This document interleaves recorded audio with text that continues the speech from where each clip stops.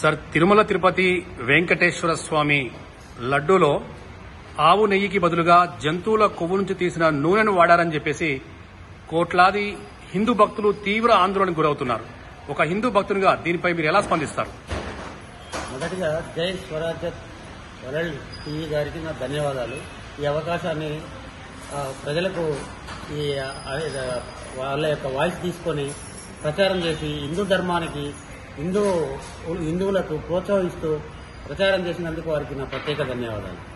అందులో ఈ నెయ్యి ఆ నెయ్యి అని వాడుతున్నారు కదా, ఈవెన్ మనం నోరుతో చెప్పేటువంటి పదాలు కూడా వాడకుండా జంతు నెయ్యి అని ఇదని వాడుతున్నారు.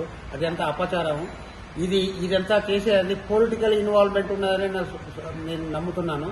దీంట్లో చంద్రబాబు నాయుడు చేసిండు, జగన్ చేసిండు, ఆయన చేసిండు, ఈయన చేసిండు కాదండి. అక్కడ ఉన్న భక్తులు ఏం చేస్తున్నారు, అయ్యగారులు ఏం చేస్తున్నారు, లక్షల రూపాయలు తినుకుంటా అక్కడనే వాళ్ళ వంశ పారపర్యంగా అక్కడనే ఉంటూ వాళ్ళ జీవనోపాధి సాగించుకుంటూ ఈ రకంగా అపరాధం నడుస్తుంటే అయ్యగారులు ఏం చేస్తున్నారు, సిబ్బంది ఏం చేస్తున్నది, అక్కడ టెంపుల్ యొక్క నిర్వాహకులు ఏం చేస్తున్నారు, వాళ్ళందరి మీద యాక్షన్ తీసుకోవాలి.